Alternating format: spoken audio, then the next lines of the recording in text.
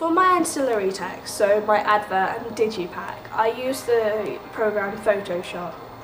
This is quite a difficult program to learn how to do it, but I've had previous training, so it was quite simple for me to just plop on a picture and edit it and change the focus or change the dimension of it to give the final digipack or an advert. To do this, I use screenshots from the actual music video to connect them. Photoshop has the capabilities to have screenshots of the Max Final Cut Pro footage, so they're compatible with each other, which really helps. In order to do this, you just basically save a screenshot and as a JPEG and just upload it onto Photoshop, and then you can do whatever you want with it really. To add the text that I needed, I wanted to match the font with Birdie's own signature font really. To do this, I just researched on Google what is Birdie's main font. I came across the website fonts2u.com, which allowed me to research the Blake font, which is the font that Birdie uses.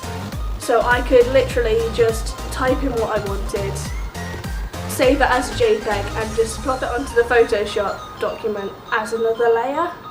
That way I had the capabilities to change the sizing or the colour of it without it being a different font to the original. This was very useful as it applies to the continuity of the advert and digipack, and it really helped with the editing of the ancillary texts.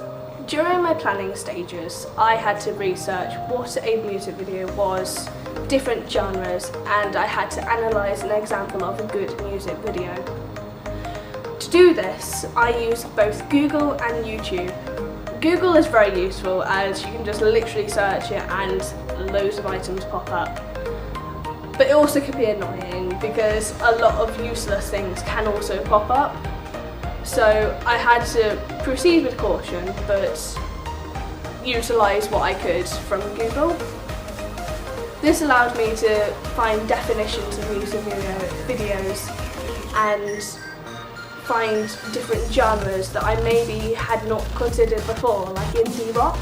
I used YouTube to find an example of a very good music video, which in my opinion is Sia's Chandelier.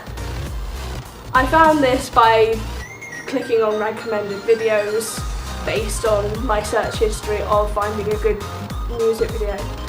YouTube is good for searching what you can, and it's a good hub for people to teach you, so you can find out what different people's opinions are on genres of music video or what makes a good music video, and you can watch what they've said about music videos and use it to your advantage. You can add it to what you're doing and you can make it your own as such. Both YouTube and Google helped me learn about the key material that is needed to make a good research blog. During the half term, I went to Castor and filmed all of the shots that I needed for Wings using a Nikon DSLR. This is a camera which has many functions and you're able to focus and zoom manually. This was very important as I played around with it, and this camera is very useful. I also followed this book. This basically was my plan. It has various scribbles, and without the book I wouldn't have been so well planned to get all the shots that I needed within 2 days. And by using the camera as well as having an extra battery allowed me to have double the amount of time that I could film, giving us a lot of footage. I also had to upload the shots that we had onto a computer in the middle of our shooting days because the SD card just ran out of space. This ended up with me having over 20 gig of film which I could play around with during post-production. For editing and post-production, I had to use the footage that I got during my filming process in the half term and upload them up to Final Cut Pro. Final Cut Pro is a program where I had to learn how to use it without the teacher's help. So I had to use YouTube for tutorials and had to contact various people like a university degree student in order to figure out the tips and tricks of Final Cut Pro. Once I figured it out, it was quite simple, and it was just a matter of uploading the music video, adding different shots, uploading it up to YouTube, and just fiddling around with the shots in their order. Final Cut Pro is very useful in the fact that it's very simple to use once you know how to use it. Final Cut Pro is a very useful tool, and without it I don't think I would have achieved the polished product as it is. I would have struggled to get transitions and getting the clips so in sync to be milliseconds in sync. So in Final Cut Pro you can zoom in and edit it and move it slightly. So that's how I got the lip syncing in sync in time, as well as filming using the camera. It has functions and capabilities that many programs do not. While editing, I experimented a lot, and the capabilities of Final Cut Pro are more or less endless. After editing in Final Cut Pro, I created an account on YouTube and uploaded it onto my account.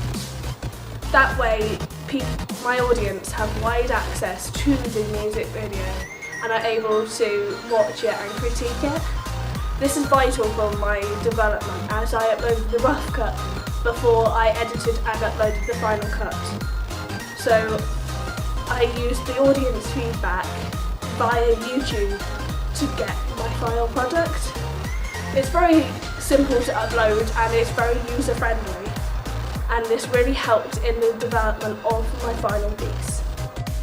To evaluate my piece, my final piece, I upload everything that I do onto the blogging website called WordPress. That way I have a main hub where I can get everything all in one website.